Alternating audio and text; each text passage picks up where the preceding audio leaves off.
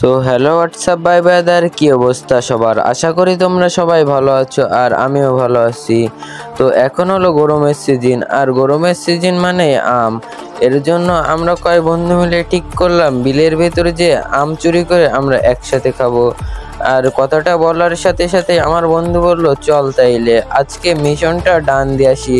তো ভাবলাম একটু ভিডিও করে তোমাদেরকেও দেখাই আমরা কিভাবে চুরি করে এলাকার গাছের আম খাই।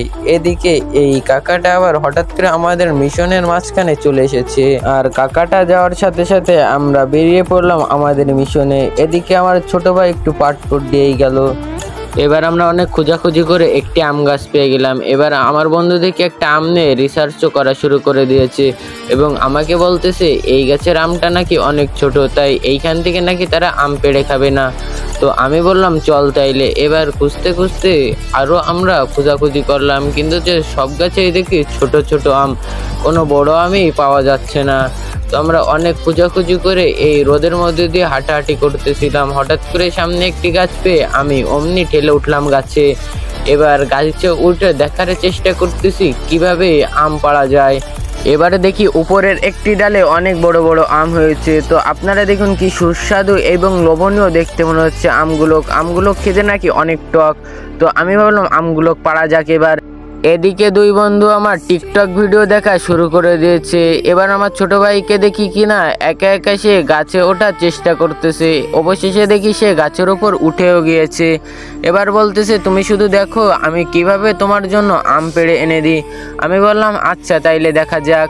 এবার সে খোঁজাখুঁজি করতেছে কোন ডালে অনেক বড় আম আছে এবং সেই আমগুলো পেড়ে এনে আমাকে দেবে।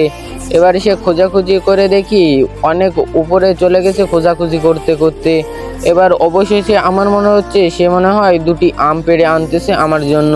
দেখি কিনা সে হাতে এনে দুইটি আম আমাকে দিচ্ছে আর বলতেছে এই নাও, এই আম দুইটি নাও। কিন্তু সে এখনো রয়েছে গাছের উপরে। এবার নেমে এসে আমাকে আম দুটো দিল। আম দুটো অনেক বড় এবং লোভনীয় এবং সুস্বাদু দেখতে মনে হচ্ছে। আমি আম দুটোকে এই ব্যাগের উপর রাখার পরে দেখি আমার এই বন্ধু কিনা পেঁপে নিয়ে গবেষণা করতেছে যে পেঁপেটা সবুজ কিন্তু ভিতরে অনেক লাল কেন। সে অনেক গবেষণা করার পরেও বার করতে পারলো না কেন পেঁপের ভিতরে হলুদ হয়েছে। এদিকে আমার ছোট ভাই বলতেছে দেখো আমি কিভাবে আম ছুলি। এদিকে আমার বন্ধু কিনা ফোনে খোঁজাখুঁজি করতেছে কোনো মেয়ের নাম্বার পাওয়া যায় কিনা এবং সেই নাম্বারে সে নাকি ফোন দিয়ে কথাও বলতে যাচ্ছে।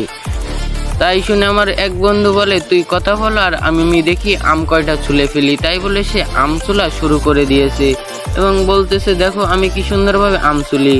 এদিকে আমার ছোট ভাই বলে এই দেখো তোমার থেকে ভালো আমি কিনা এই ছুরি দিয়ে আমটা ছুলতে পারতেছি, তুমি তো কোনো কাজেই পারতেছো না। তাই বলার পর দেখি দুজন একসাথে পাল্লা দিয়ে কিনা আম ছোলা শুরু করে দিয়েছে। আমগুলো ছোলা শেষ হওয়ার পরে দেখি তারা আমগুলো কিনা ধুয়ে এনেছে, সাথে আবার ঝাল লবণও নিয়ে এসেছে।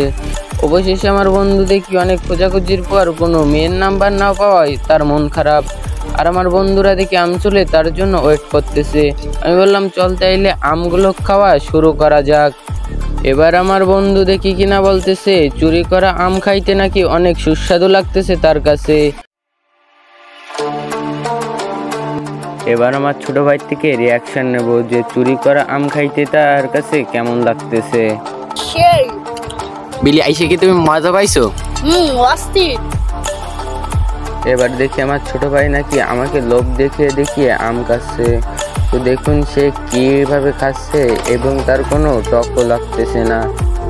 তো আমি ভাবলাম চুরি যখন করতে আসি তখন আরো কয়েকটা আম নিয়ে যাই, বাসায় গিয়ে আমরা সবাই মিলে একসাথে মাখিয়ে খাবো।